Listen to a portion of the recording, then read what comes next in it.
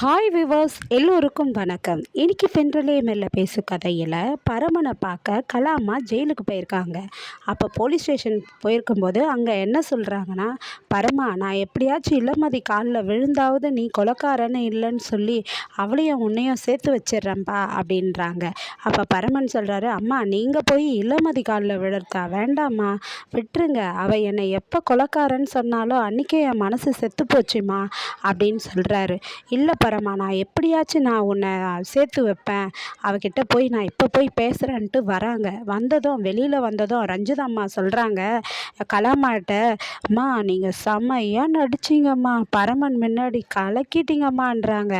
அதுக்கு கலாமா சொல்லுது, என்ன சொல்கிறாங்கன்னா, நான் இப்படி கூட நடிக்கலைன்னா நான் அரசியலில் இருக்கிறதே வேஸ்ட்டுடி அப்படின்றாங்க.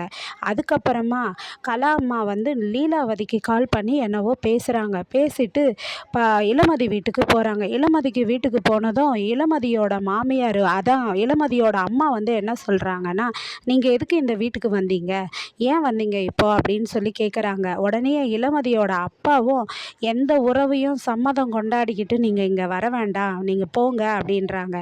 இல்லை, நான் என் பையனை பற்றி தான் நான் பேச வந்தேன், அவன் கொலைகாரன் கிடையாது, எப்படியாச்சும் இளமதி அவன் கூட சேர்த்து வச்சிருங்க அப்படின்னு சொல்லி பேசுகிறாங்க. அதுக்கு லீலாவதி சொல்கிறாங்க, எவ்வளோ திமிரு இருந்தால் நீங்கள் இங்கே நீங்கள் சமாதானம் பேசுவீங்க, ஒரு கொலைக்காரனோட எங்கள் வீட்டு பொண்ணு வாழணுமா, அதுவும் அசோக்கை கொன்னவன், அவன் எங்கள் வீட்டு பையனை கொன்னுட்டான், அந்த கொலைக்காரங்கிட்ட வாழறதுக்காக இளமதியை சேர்த்து வைக்க சொல்கிறீங்களா அப்படின்னு சொல்லி லீலாவதி பேசுகிறாங்க. இங்கே பாருங்கள், என் பையன் கொலைக்காரன் கிடையாதுங்க, நான் என்னைக்கா இருந்தாலும் நிரூபிப்பேன், என் வீட்டு மருமகளை நீங்கள் எப்படியாச்சும் என் பையன் கூட சேர்த்து வைங்கன்னு திருப்பியும் பேசுகிறாங்க. ஆனால் இளமதிக்கு ஆச்சரியமாக இருக்குது, இந்த கலாமா ஏதோ பிளான் பண்ணது, என்னதுன்னு தெரியல அப்படின்னு இளமதி அதெல்லாம் கேட்டுட்டு சும்மா இருக்கிறாங்க.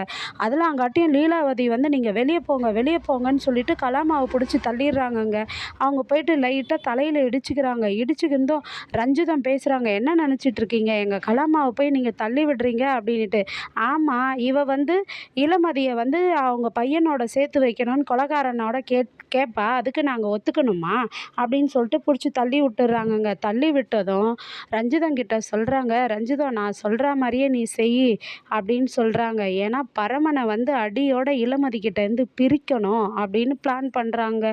உடனே ரஞ்சிதம் ஓடுது போலீஸ் ஸ்டேஷனுக்கு. என்னன்னு ஓடுதுன்னா, நம்ம சூப்பராக நடிக்கணும், இந்த நடிப்பில் கலாமா நமக்கு இந்த மாதம் இன்க்ரிமெண்ட்டை ஏற்றிடணும் பாருன்னு சொல்லிட்டு ஓடி போயிட்டு போலீஸ் ஸ்டேஷனில் எதிர்க்க செல்லில் பரமன் இருக்கிறார். அவர் எதிர்க்கவே போய் சொல்லுது, சார் இது மாதிரி கலாமா எங்கள் அம்மாவை அடிச்சிட்டாங்க சார், இளமதி வீட்டுக்கு போனாங்க சார் பரமை பற்றி பேசுகிறதுக்காக, இளமதி பிடிச்சி எங்கள் அம்மாவை தள்ளி விட்டுட்டா அப்படின்னு பரமன் எதிர்க்கவே சொல்கிறாங்க.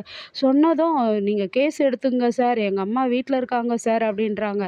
உடனேயே கலாமா ரஞ்சிதத்துக்கு ஃபோன் போடுறாங்க. ரஞ்சிதம் லவுட் ஸ்பீக்கர் வச்சுக்கின்னு பேசுதுங்க பரமன் எதிர்க்க.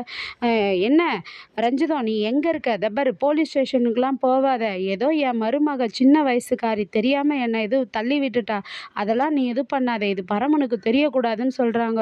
சரிம்மான்ட்டு சரிம்மா நான் தெரியாமல் பார்த்துக்கிறேம்மான்றாங்க. ஆனால் பரமன் இதை எல்லாத்தையும் கேட்டுறாரு. பரமன் கூப்பிட்டு ரஞ்சிதத்தை கூப்பிட்டு கேட்குறாரு, ரஞ்சிதம் என்னாச்சு, அம்மாவுக்கு என்னாச்சு, ஏன் அந்த இளமதி வீட்டுக்கெல்லாம் போனாங்க அப்படின்றாங்க.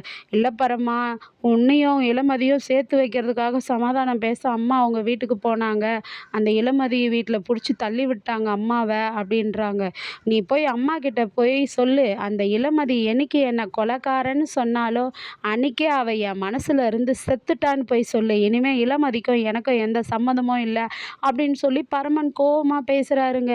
அப்புறம் இதை இளமதி அவங்க ஃப்ரெண்டு கிட்ட சொல்லிகிட்டு இருக்காங்க, நர்மதா கிட்ட, நர்மதா ஏதோ ஒன்று நடக்குது, ஏன்னா இந்த கலாமா இப்போ இங்கே வந்துச்சு இல்லை, அது போயிட்டு பரமன் கிட்ட நான் தான் தள்ளி விட்டேன்னு போய் சொல்லும் பாரு, பரமனையும் என்னையும் பிரிக்கணும்னு தான் அவங்க பிளான் போட்டிருக்காங்கன்னு பேசுகிறாங்கங்க. பேசிட்டு அப்போனா நர்மதா வா இளமதி, நம்ம போய் பரமண்ணனை போய் கண்டிப்பாக பார்க்கலாம், போலீஸ் ஸ்டேஷன் போகலான்னு போகிறாங்கங்க. நாளைக்கு என்ன நடக்குதுன்னு பொறுத்திருந்து வெயிட் பண்ணி பார்ப்போம். நன்றி, பாய்.